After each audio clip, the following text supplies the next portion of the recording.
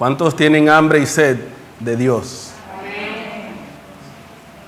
Dios ha de saciar, porque cuando usted tiene hambre, amén, el Señor siempre tiene cómo saciar a sus hijos.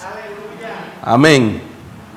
Quiero darle continuidad a un tema que estuve enseñando hace varias semanas. Quiero concluir con esa parte. Decíamos esa semana que el Señor Jesús, cuando caminó sobre la tierra, hizo muchos milagros, hizo muchas cosas, pero había algo dentro de todo eso que Él hacía que era muy especial, porque aparte de que Él vino a entregar su vida y a cumplir la voluntad del Padre para rescatarnos a nosotros y trasladarnos de las tinieblas a la luz, pero Él también vino a preparar un cuerpo para su Padre. Recuerde que Él mismo decía, sabiendo que Él era Dios, el Hijo del Hombre no tiene dónde recostar su cabeza. Y Él vino para preparar un cuerpo a su Padre. Y para ello, Él tenía ciertos momentos especiales donde se reunía con aquellos hombres y mujeres que Él iba de preparar para que dieran continuidad a la obra que Él había empezado.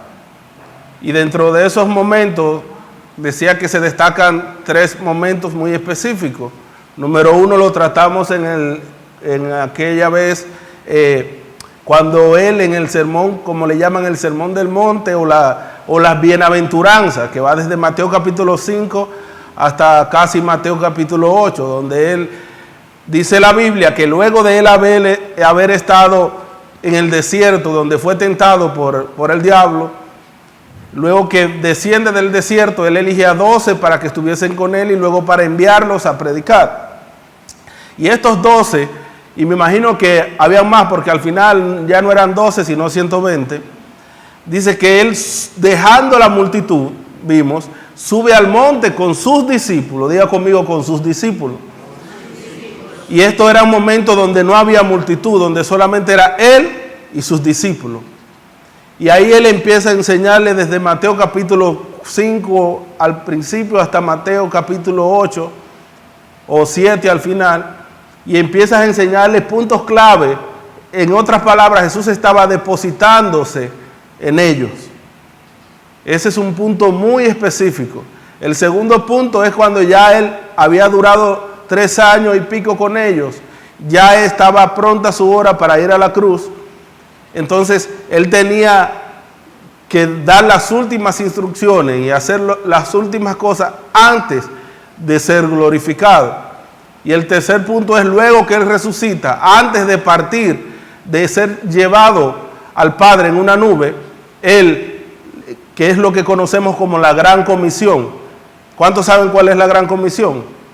Que tiene que ver con lo que la pastora estaba hablando, de que se van a abrir, ¿verdad? De ir y hacer discípulos a las naciones. Y no se hace discípulos a las naciones viniendo todos los domingos a la iglesia, ¿verdad que no? Se hace discípulos, hay que estar con la gente que no conoce de Dios. Y hay que dar a conocer al Padre. Y hay múltiples maneras a través de las cuales se da a conocer al Padre, siendo la principal de todas nuestra propia vida. ¿Sabe por qué? Porque usted puede predicar lo más bonito, puede hablar lo más maravilloso de Jesús, y si su vida no está acorde con el mensaje de Cristo, las personas van a decir, muy bonito mensaje, pero el mensajero... ¿Me explico? Entonces, primero debemos de procurar de que nuestra vida esté alineada a la palabra, y luego, entonces, hacer la obra que Él nos envió. Y muchas veces no vamos a tener ni que hablarle a la gente, porque la gracia de Cristo en nosotros va a hacer que la gente venga al Señor. Amén. Que era lo que pasaba con los apóstoles en el primer siglo o al inicio de la iglesia, cuando dice la Biblia que el Señor añadía a la iglesia los que habían de ser salvos. Había gente que iba y donde ellos estaban reunidos y les decía, hey, yo quiero ser parte de eso, yo quiero lo que ustedes tienen. Porque era tanta la unicidad que había en ellos, era tanto el amor que emanaba de los primeros discípulos, era tan hermoso lo que había allí, que la gente se asombraba y se acercaba y quería aquello. Entonces nosotros debemos de procurar como cuerpo de Cristo que cuando la gente no solamente nos vea a nosotros individualmente, sino que cuando vea a la iglesia de Cristo, la gente diga, yo quiero de eso por sí sola. Amén. Entonces, Él les deja la gran comisión. Como eso usted es lo que más se habla y usted lo sabe, yo quiero enfocarme en el libro de Juan, desde el capítulo 13 hasta el capítulo 17, que es donde Él tiene su último tiempo con los discípulos antes de ir a la cruz. Y yo le puse como título, en la intimidad de la mesa. Diga conmigo, en la mesa hay intimidad. ¿Cuántos saben que cuando usted está en casa con sus hijos, con los que habitan en esa casa, la mesa es un buen lugar para mientras dialogan, mientras almuerzan o cenan o desayunan, compartir ciertas cosas que son íntimas de la familia, ¿verdad que sí? Yo antes veía, y se ve mucho hasta en las películas, pero es cosa de la realidad, que en una casa de personas pudientes, cuando hay un siervo, alguien una ama de casa, una persona que cocina y hace las labores, esa persona siempre no comía con la familia, ¿verdad que sí? Sino que había hasta a veces un cuarto o esa persona comía en la cocina, el chofer y la que limpia, los sirvientes comían en otro lugar. Y yo muchas veces veía eso como discriminación, pero el Señor te va dando entendimiento. Y es que en la mesa hay cosas que no son para los sirvientes, que son para los hijos. ¿Hay alguien en casa? Dígale a alguien, si usted está en la casa hoy, si usted está sentado a la mesa, es porque usted es hijo. Amén. Así que todo lo que voy a hablar hoy es para los hijos. ¿Cuántos son hijos de Dios aquí? Y uno de los lugares más íntimos de las casas es la mesa. Está la cama y está la mesa. Pero la cama es solo para los esposos, pero la mesa es para la familia. Amén. Y Jesús, mientras los 33 años que anduvo en la tierra, comió muchas cenas, que esa era la Pascua de los judíos, y celebró muchas de esas cenas. Pero esa cena tenía algo muy especial, y era que ya él estaba pronto para partir. Y nótese que ¿cuántos son padres acá, verdad? La mayoría. Cuando usted tiene que salir de la casa por largos días o por varios días, ¿qué es lo que usted hace? Usted reúne a su familia y usted le da principalmente a los hijos, le da ciertas instrucciones que son específicas, que el hijo tiene que tener presente hasta que usted llegue. ¿Verdad que sí? Eso no se puede olvidar, son instrucciones específicas. Yo me acuerdo cuando estaba pequeño que cuando mi padre tenía que salir por varios días, él nos reunía a todos y él nos decía cosas sencillas como si viene alguien buscándome y buscando cosas que yo le mandé, como en aquel tiempo no había comunicación como ahora, él decía no se lo den, porque yo no voy a enviar a nadie si primero no hablo con ustedes de que le den nada de mi parte. Tengan cuidado, no dejen las puertas abiertas cuando se vayan a acostar. Si oyen algo raro, llamen a los vecinos. Y todas esas instrucciones que eran específicas para el buen cuidado de nosotros. Y yo sé que aquí cada padre cuando le toca eso, hace lo mismo, ¿verdad que sí? Entonces, ya él estaba pronto para partir. Entonces, nótese que eran las últimas instrucciones antes de la cruz. Después que él resucita, aunque tiene un tiempo con ellos, ya no era el Jesús que vino a prepararlo, sino el Cristo glorificado que iba al Padre. Entonces hay una diferencia entre el Jesús que caminó en la tierra y el Cristo glorificado. Por eso es que Pablo dice, si aún a Cristo conocimos según la carne, hijo de María, hijo de José, que caminó en la tierra, que era carpintero, que hizo milagros y todo lo que hizo, dice Pablo, ya no lo conocemos así. Ahora lo debemos ver a un Cristo después de la cruz. Amén. Pero estas instrucciones no eran solamente para antes, sino para hasta que Él venga. Diga conmigo, hasta que Él venga. Y Él todavía no ha venido. Es decir, que todavía estas instrucciones están vigentes. Y me llama mucho la atención, porque la primera enseñanza que Jesús le da a ellos, se la da con el ejemplo. Mateo capítulo 13, Juan capítulo 13, no voy a leer mucho, porque son 4 capítulos, y yo sé que usted tiene que comer ahorita, ¿verdad? Pero voy a tratar de, como el Espíritu me ayude, de resumirle. Tome apuntes y estudie esos capítulos bien en la casa y el Señor les revelará. Pero el capítulo 13 dice que antes de la mesa, porque recuerde que los siervos no pueden participar de la intimidad de la mesa. Y había uno de entre los 12 que, aunque había hecho milagros, aunque estaba con ellos, aunque había recibido todo igual que los demás, pero había llegado el tiempo de separar el trigo de la cizaña. Había llegado el tiempo de separar los hijos de los siervos. Y ese era Judas.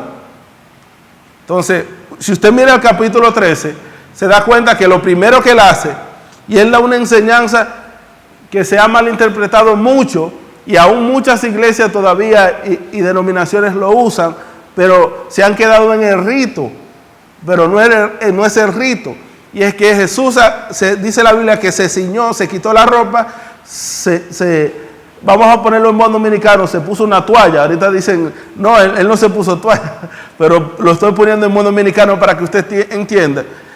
Y tomó un lebrillo y empezó a lavar los pies de sus discípulos.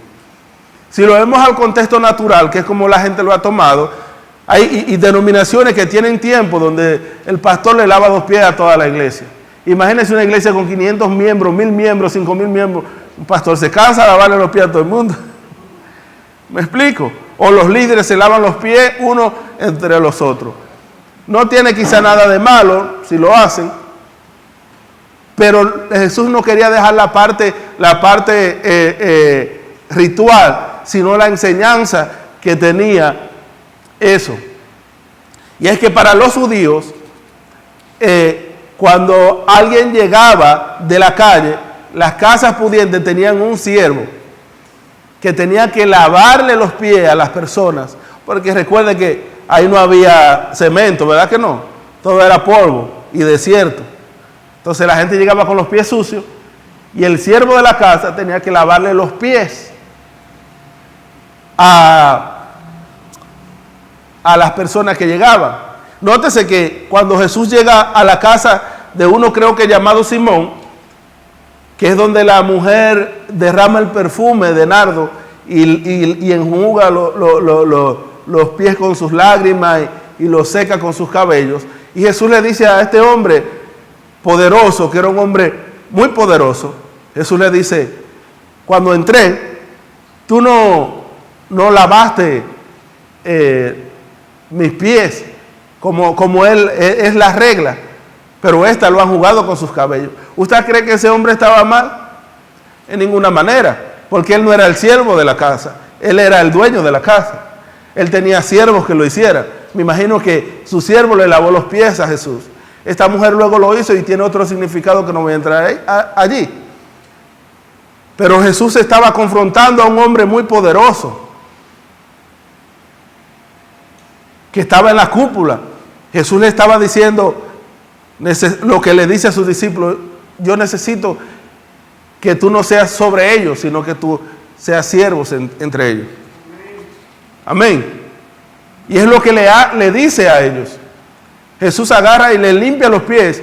Y Pedro, siempre como todo curioso, le dice: Señor, no, ¿cómo es que tú? Porque Pedro sabía lo que esto significaba, que un esclavo le lavara los pies a una gente. Y Pedro le estaba diciendo: Señor, ¿cómo es que tú te vas?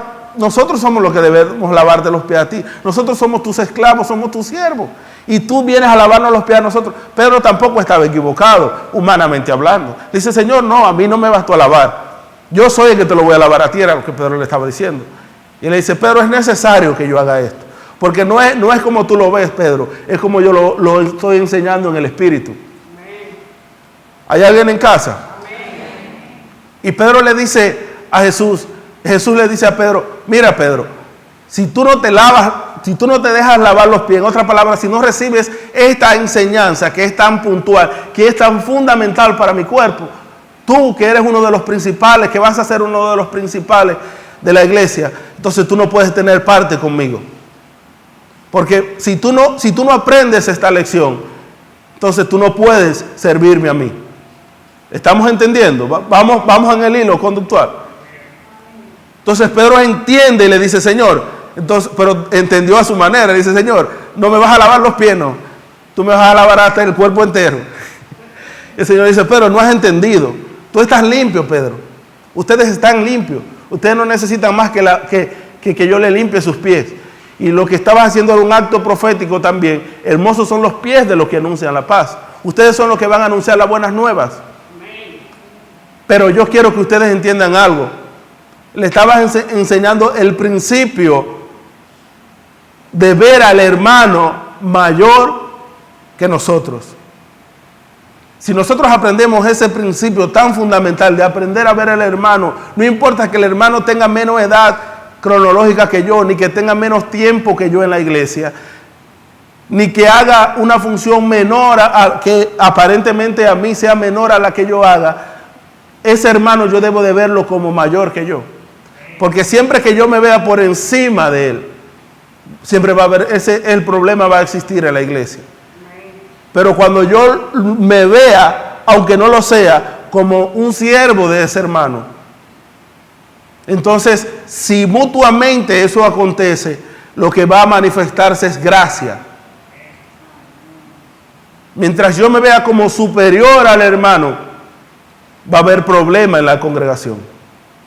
Porque yo voy a decir, es mi unción, es mi gracia, son mis dones, yo hago las cosas mejor que tú, yo soy mayor que tú, y todas las cosas habidas y por haber, que es lo que los humanos usan, el sistema jerárquico que usan los humanos.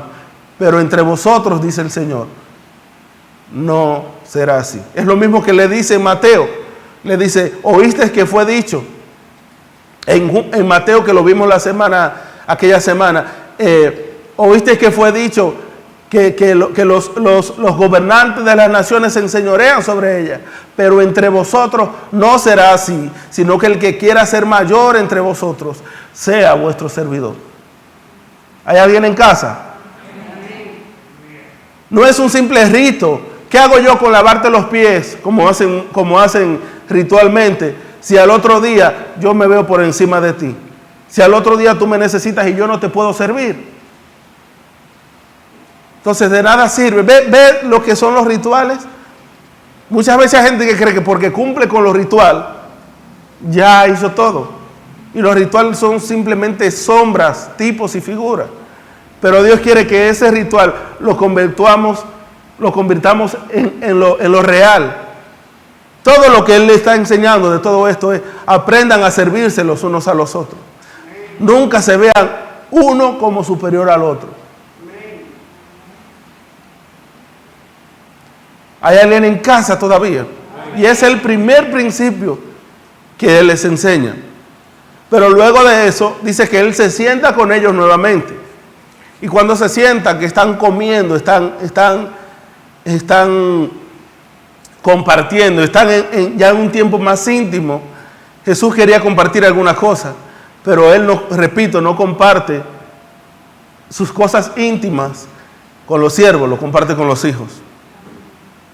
Si usted ve en todos los evangelios, Jesús tenía tiempo que por eso le hablaba en parábola. Pero luego esas parábolas no se quedaban en parábola. Él se iba a un tiempo de intimidad con sus discípulos y les decía lo que quería decir las parábolas. ¿Hay alguien en casa? ¿Quiénes de ustedes le hablan a sus hijos en parábola? ¿Verdad que no? Entonces, a los hijos Dios le habla la claridad. Eso no quiere decir que si usted quizá no entiende un versículo, no diga eso es que yo no soy hijo. Entonces, como yo no soy hijo, Dios no me quiere revelar. No estoy hablando de eso. O que si usted no entendió este mensaje, diga, yo no lo entendí porque yo soy siervo. No estoy hablando de eso. Hay cosas que todavía de la Biblia yo no le entiendo y tengo 15 años. Yo sé que ellos tienen más tiempo que yo y hay cosas que todavía es poco a poco, o quizá la vemos de un momento, la vemos de una manera, pero Dios luego nos la revela cómo es. Amén. Amén.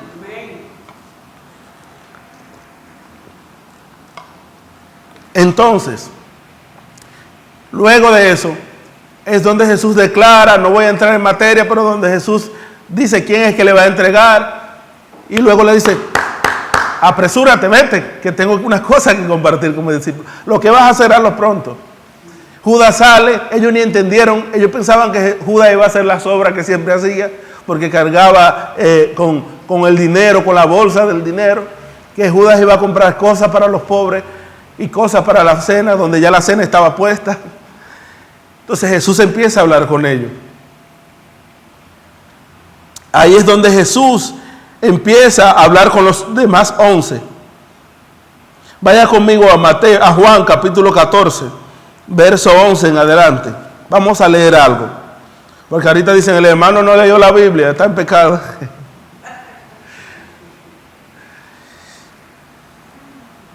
Dice verso 11. Perdón, del 1 al 11. Se me fue un 1 en la nota. Dice, no se turbe vuestro corazón. Creed en Dios, creed también en mí. ¿Qué es la primera palabra que le dice? No se turbe vuestro corazón. Dígale a alguien, no se turbe tu corazón. Créele a Dios. Dice, en la casa de mi Padre muchas moradas hay. Si así no fuera, yo no se lo hubiera dicho. Voy pues a preparar lugar para vosotros. Y si me fuere y os preparare el lugar, yo vendré otra vez y os tomaré a mí mismo, para que donde yo estoy, vosotros también estéis. Ese es otro verso, lamentablemente, muy mal interpretado, porque mucha gente cree que Dios tiene a los ángeles haciendo moradas allá en los cielos, mansiones en los cielos, para nosotros. ¿Cuántos han escuchado eso? ¿Y cuántos creen que Dios tiene mansiones? Vamos a revisar. Pero no se trata de eso. Recuerda que le dije al principio que Jesús no vino a preparar, Jesús vino a preparar una morada para su Padre. Y cuando Él dijo eso, Él no iba al cielo. Él estaba preparando a ellos para el momento de la cruz. Por eso primero le dice, no se turben sus corazones, ni tengan miedo. Porque lo que venía en breve era muy apoteósico. De ahí salieron al monte de los olivos y ahí Jesús fue arrestado. Si vemos más adelante, le dice que ellos se iban a esparcir, que lo iban a dejar solo y todo por el estilo. Entonces Jesús le está diciendo, lo que va a acontecer ahora va a ser fuerte, pero no tengan miedo. Su lugar, a donde Él iba, era la cruz, a preparar lugar para el Padre y para nosotros. Diga conmigo, para el Padre y para nosotros. Ahora, esta morada no era el cielo, no era mansiones en los cielos. Recuerde que la Biblia dice en el libro de los Efesios que nosotros somos la morada de Dios. Diga conmigo, la morada de Dios en el Espíritu. Cuando él en la cruz murió, ahí nació la iglesia, ¿sí o sí? Entonces ahí nació la morada de Dios en el Espíritu. Dios no habita en casas hechas de manos de hombres. ¿Cómo es que Dios va a empezar a hacer mansiones allá en los cielos? Entonces, si nosotros somos la morada de Dios en el Espíritu, y entonces, ¿cuál es lo que Dios tiene para nosotros si no es una morada en los cielos? Él dijo que nos iba a hacer sentar, y Pablo luego lo dice, la morada en los cielos es que Él nos iba a sentar juntamente con Cristo. Entonces usted no tiene que esperar ni que usted se muera ni que Cristo venga. Desde el día en que usted creyó que nació de nuevo, desde ese día usted está sentado juntamente con Cristo. Y yo le voy a hacer una pregunta. ¿Hay alguna mansión, sea aquí allá en los cielos o aquí en la tierra, que sea más hermosa que estar sentado juntamente con Cristo? Si yo le diría a usted que le voy a regalar una casa en Miami Beach, o le voy a dar un lugar juntamente con Cristo, ¿cuál usted prefiere? Si yo le digo que usted tiene una mansión en los cielos con calle de oro y mar de cristal, yo no sé cómo usted se bañará en un mar de cristal. Y le digo que usted tiene un lugar juntamente con Cristo, ¿cuál lugar usted prefiere? Entonces la morada, hermano, no era una mansión en el cielo. La morada, hermanos, era juntamente con Cristo. No espere esa morada. Ya usted está sentado juntamente con Cristo. Porque usted es uno con Cristo. Quien se une al Señor, dice Romanos, un espíritu. No son dos personas, un espíritu es con Él. Entonces, por eso que más luego dice, yo en el Padre y ustedes en mí, y todos somos uno. Amén. Yo en mi Padre en mí, yo en vosotros. Y ustedes en mí. Entonces, no hay morada. La morada somos nosotros para Dios en el Espíritu, y nuestra morada es que estamos juntamente con Él. Dígale a alguien, usted no está sentado aquí en la tierra. Dígale, usted está sentado juntamente con Cristo. Todo va a depender de cómo nosotros veamos las cosas. Si seguimos viéndonos como personas andantes en la tierra, siempre van a estar las mismas circunstancias. Pero si nos vemos juntamente con Cristo, desde el trono.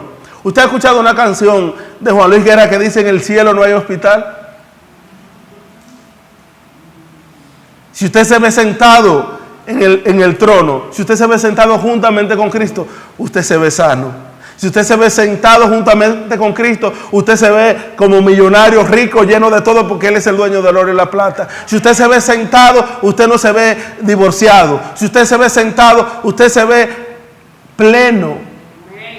Porque Cristo es la plenitud de aquel que lo llena todo y en todo. Entonces, si usted está en Cristo, usted está pleno. ¿Hay alguien en casa?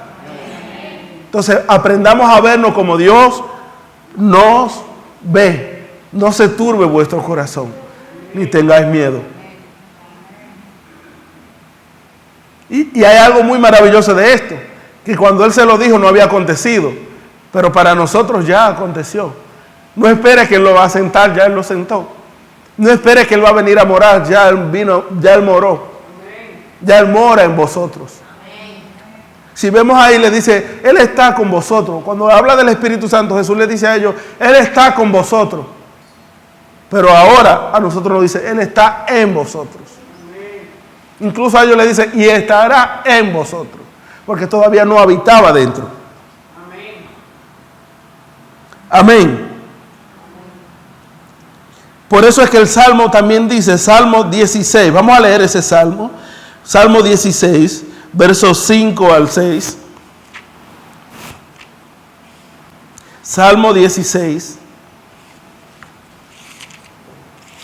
Y lo cantamos aquí mucho.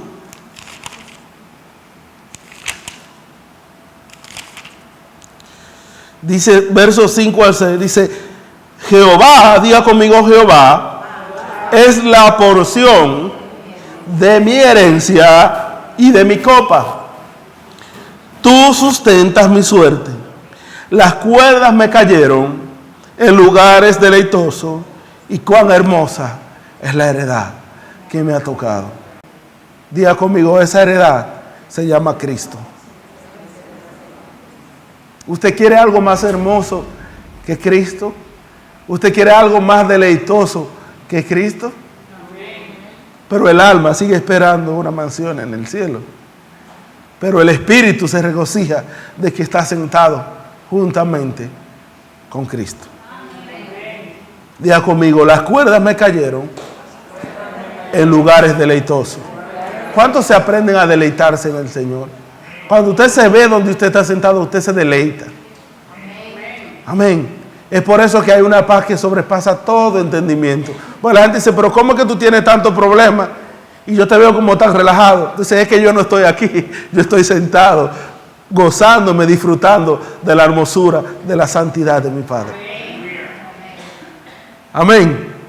Entonces todo va a depender de cómo nosotros veamos el asunto. Luego le promete el Espíritu Santo. Y hay algo muy puntual que Él les habla a ellos, y es el que tiene, verso 21 del capítulo 14, dice, el que tiene mis mandamientos y los guarda, este es el que me ama. Y el que me ama será amado por mi Padre, y yo le amaré y me manifestaré a él. Dígale a alguien, no son los 10 mandamientos, pues Él los resumió. Esos mandamientos de Cristo son: amarás al prójimo como a ti mismo, y a tu Padre que está en los cielos sobre todas las cosas. Entonces, a veces escuchamos esto y decimos, entonces yo tengo que guardar la ley. No, los 2 mandamientos que resumió. Lo que pasa es que, como Él dijo, es fácil amar al hermano bueno, es fácil amar a aquel que es bueno, pero amar al hermano es difícil. Pero él lo estableció aquí. Él dice, si me amáis, guardáis mis mandamientos. Le voy a dar una clave. Cuando un hermano o una hermana sea difícil de amar, dígale, mira Señor, si fuera por mí yo no lo amo, pero como yo te amo, yo guardo tus mandamientos. Entonces yo la amo, yo lo amo. Amén. De lo contrario se le va a hacer difícil. Luego le dice, en ese mismo capítulo 27, le dice, la paz os dejo, mi paz os doy, no como el mundo la da, yo se la doy. Y vuelve y le repite, no se turbe vuestro corazón, ni tengáis miedo. Y en ese capítulo lo repite varias veces. Cuando Jesús o la Biblia repite algo múltiples veces en un mismo capítulo, préstele mucha atención. Y yo creo que estamos viviendo en tiempos donde esa palabra tiene que calar en nuestro corazón.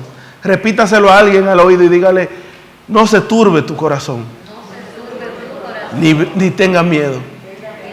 Aunque estemos en tiempos difíciles, no tengas miedo.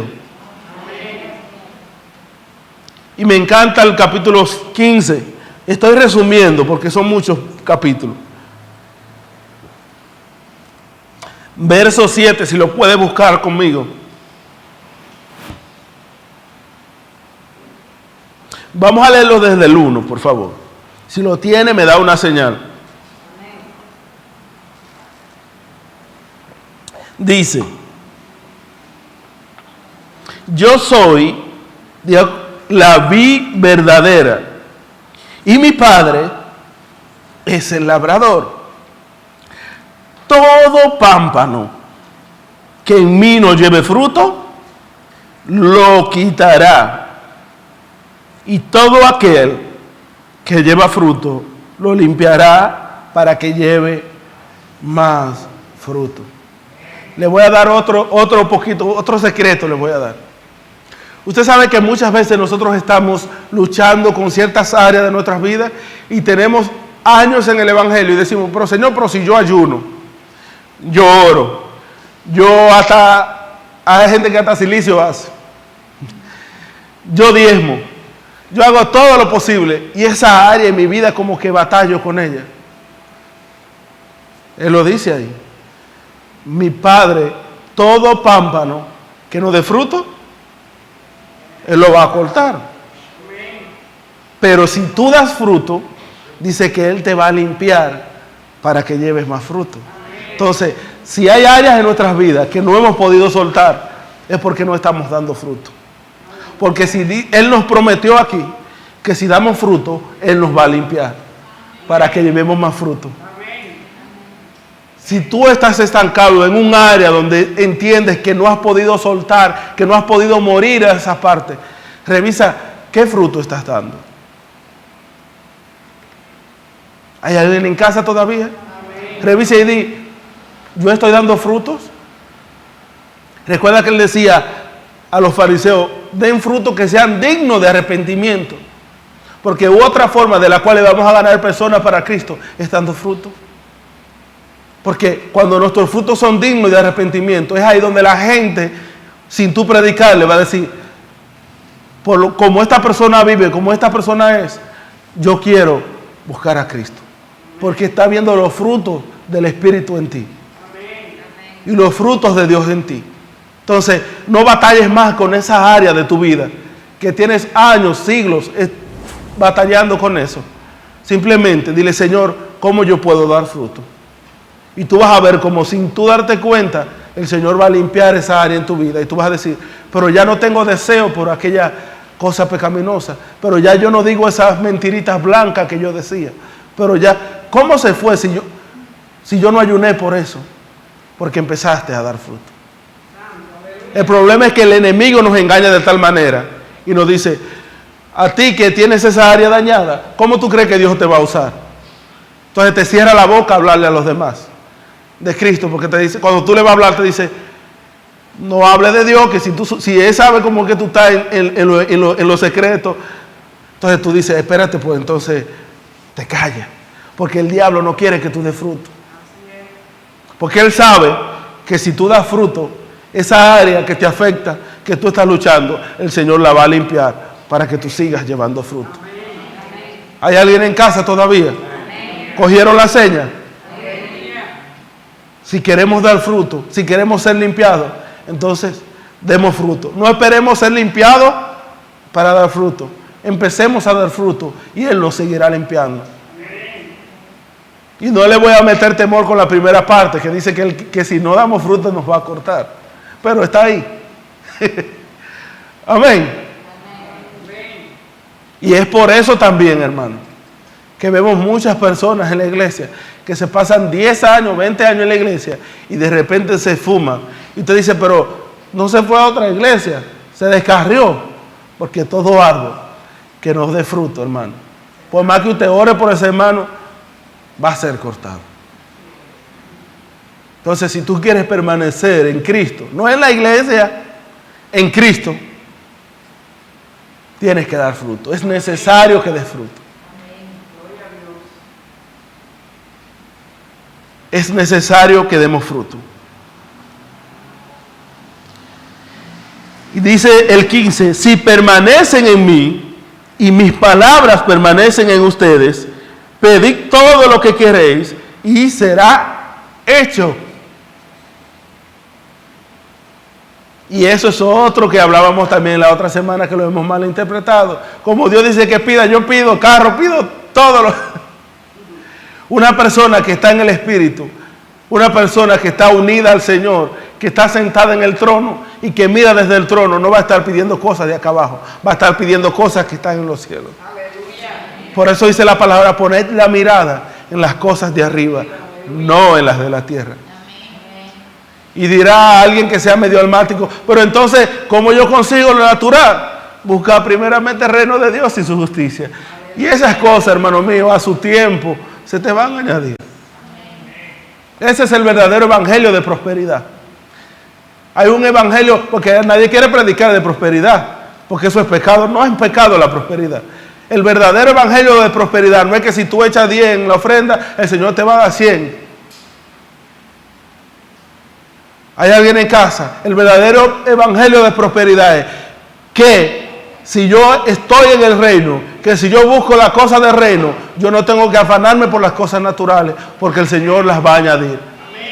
¿Y tú sabes por qué Él las va a añadir? Porque tú no las ves, cuando tú miras las cosas desde arriba, tú no las ves como beneficios, sino como simple añadidura para cumplir un propósito.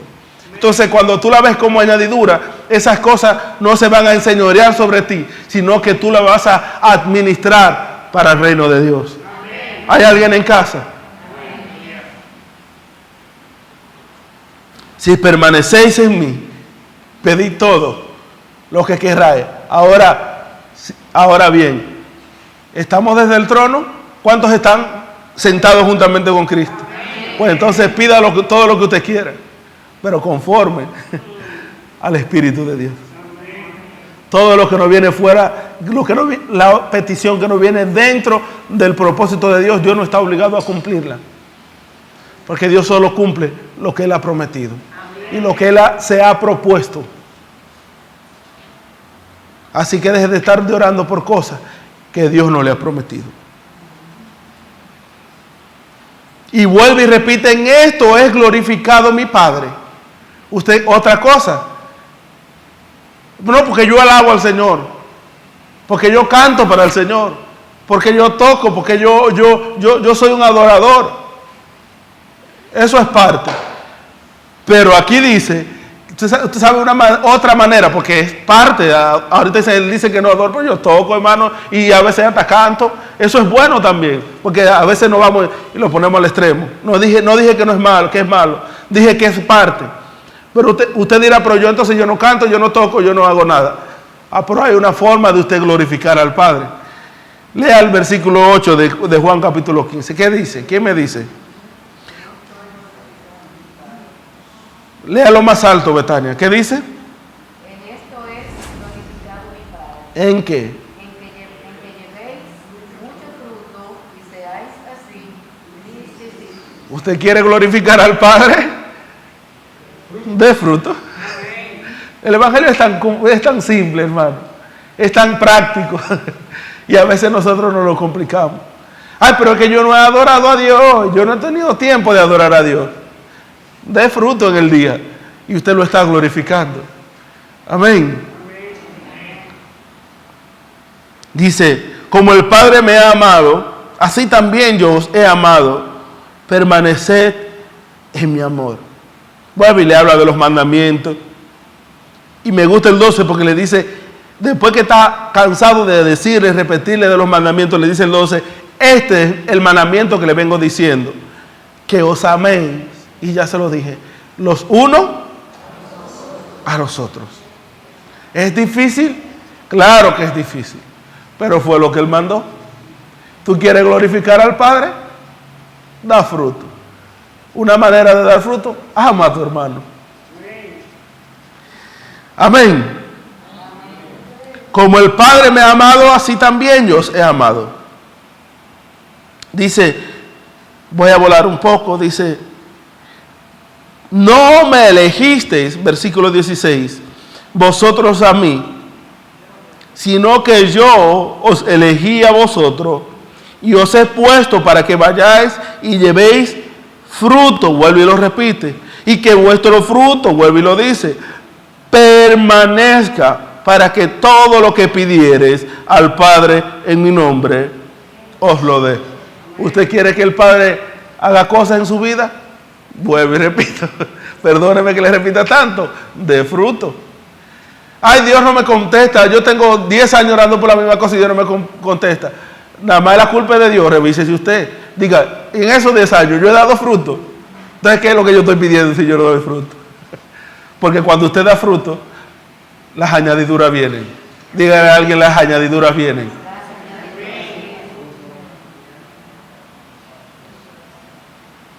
Dice: no me elegisteis vosotros a mí, sino que yo los elegí a vosotros. Entiéndase bien, usted no eligió venir aquí. Usted no eligió al Señor, el Señor lo eligió a usted. Amén.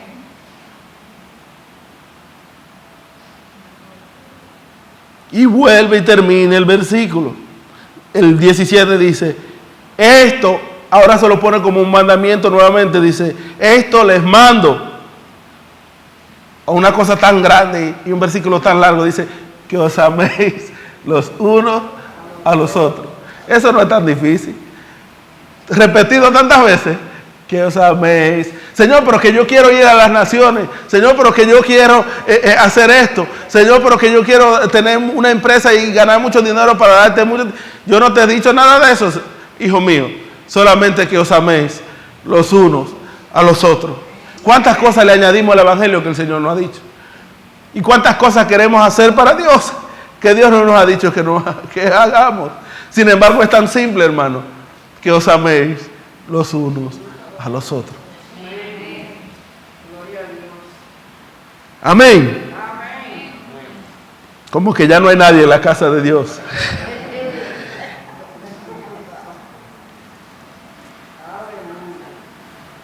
Y luego le habla al mundo, lo vas a aborrecer. Y por mi casa serán ustedes vituperados y todo eso y todo aquello. Y ahí le está hablando de las pruebas que vamos a pasar por causa de servirle a Dios. Que por eso es que muchos a veces no queremos cumplir con lo que Dios manda, porque eso nos trae pruebas.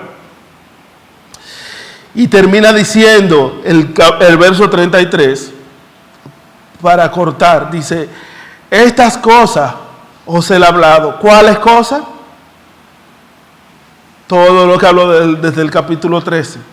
Dice, para que en mí tengan paz.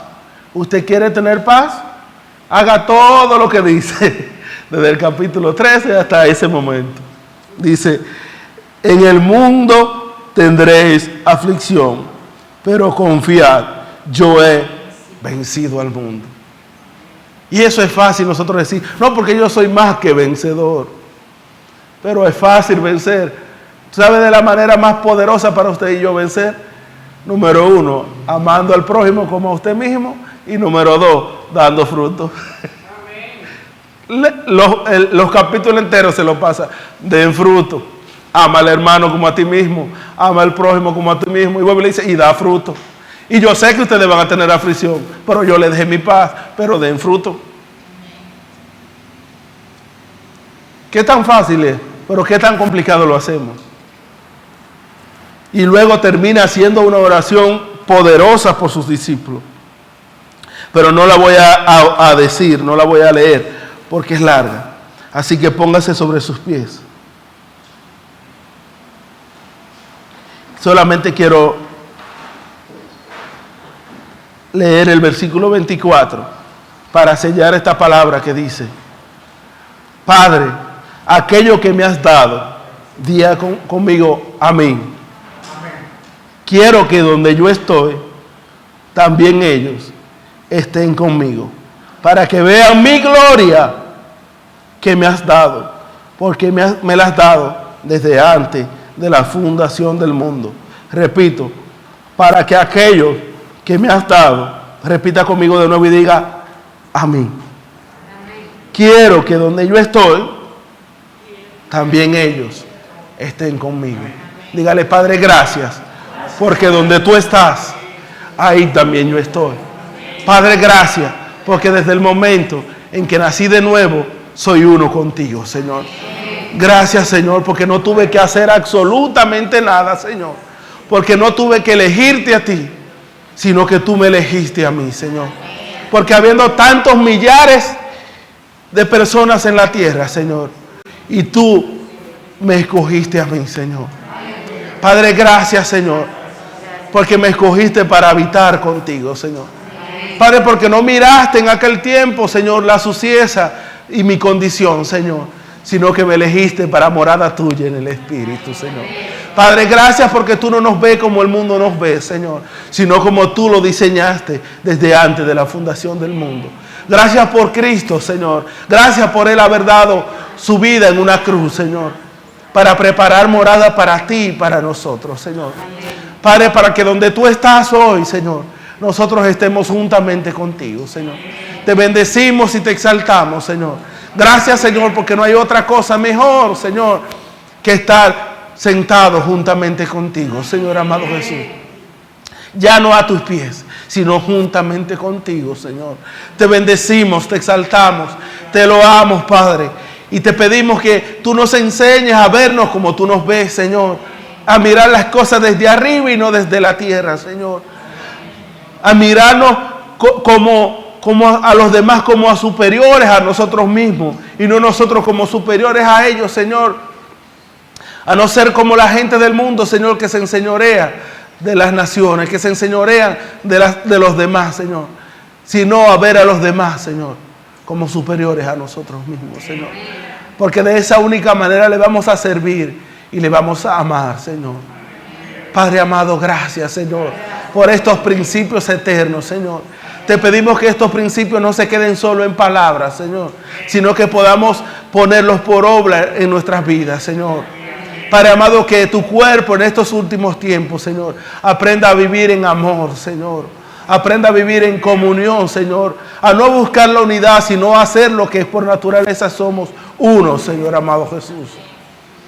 Padre, gracias, Señor, por tu gracia. Gracias por tu presencia, Señor. Gracias porque tú habitas en nosotros, Señor. Te damos gracias por esta presencia en este lugar, Señor. Gracias te damos, Señor amado Jesús. No tenemos que pedir, Señor, porque ya tú nos lo diste todo, Padre. Y desde el trono estamos sanos, Señor. Desde el trono estamos libres, Señor. Desde el trono no hay dificultad, Señor. Que cuando venga la dificultad, nosotros nos miremos desde el trono, Señor. Porque desde el trono estamos a salvo, Señor. Padre, gracias, Señor. Yo oro por cada vida que está en este lugar, Señor. Si alguien vino a este lugar con una dificultad, Señor, Padre amado, que pueda mirar esa dificultad desde el trono. Porque en el trono todas las cosas están consumadas, Señor amado Jesús. Esa petición que tienes delante de Dios, mírala desde el trono. Porque si está dentro del propósito de Dios, desde el trono está cumplida. Es solo cuestión de tiempo, dice el Señor. Pero si no es desde el trono, si no está dentro de su propósito, y tú aprendes a ver desde el trono, se acabó esa oración, porque vas a saber que Dios tiene cosas mayores y grandísimas promesas para ti. Desde el trono todo está consumado. Padre, te damos gracias y te bendecimos en el nombre que es sobre todo nombre, el nombre de tu Hijo amado Jesús. Alguien puede decir amén.